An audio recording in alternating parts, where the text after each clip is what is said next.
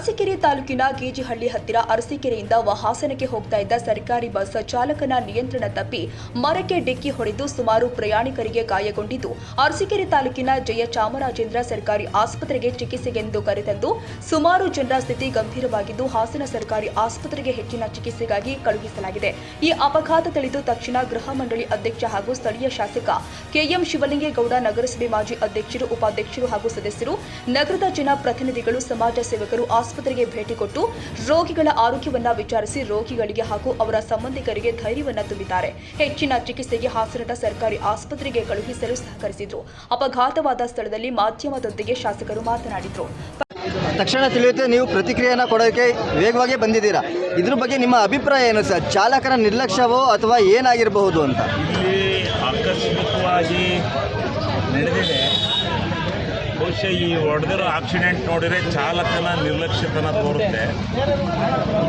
ದಾರಿ ಬಿಟ್ಟು ಯಾಕಲ್ಲಿ ಹೋದ ಅಂತೇಳಿ ಅರ್ಥ ಆಗ್ತಾ ಇಲ್ಲ. ಆದರೆ ದೈವವಶತ್ತು ಯಾವುದೇ ಪ್ರಾಣಹಾನಿ ಆಗ್ತಾ ಇಲ್ಲ. ಸ್ವಲ್ಪ ಸಣ್ಣ ಪುಟ್ಟ ಗಾಯಗಳು ಮತ್ತು ಒಂದು 2-3 ಜನಕ್ಕೆ ಕಾಲು ಮುರಿದೋಗಿರ್ತಕ್ಕಂಥ ಸನ್ನಿವೇಶ ಇದೆ. ಇಷ್ಟಕ್ಕೆ ಆ ದೇವರು ಎಲ್ಲರನ್ನೂ ಪಾರು ಮಾಡಿದ್ನಲ್ಲ ಅಂತೇಳಿ ಆ ಭಗವಂತನಿಗೆ ನಾವು ಸುಮಾರು 6 ತಿಂಗಳು ಹಿಂದೆನೇ ಇದೇ ರೀತಿ ಒಂದು ಅಲ್ಲಿ ಬಸ್ ಆಕ್ಸಿಡೆಂಟ್ ಆಗಿತ್ತು ಇದೇ ಹೈವೇನಲ್ಲಿ. ಅದಕ್ಕೂ ಈಗ ಅದಕ್ಕೋಸ್ಕರನೇ ಈ ರೋಡನ್ನು ಎಕ್ಸ್ಟೆಂಡ್ ಮಾಡೋಕ್ಕೋಸ್ಕರ ಅಗಲೀಕರಣ ಮಾಡೋಕ್ಕೆ ಕೋಡಿ ಮಠದಿಂದ ಆ ಕಡೆಗೆ ಎಕ್ಸ್ಟೆಂಡ್ ಮಾಡಿದ್ದೀವಿ.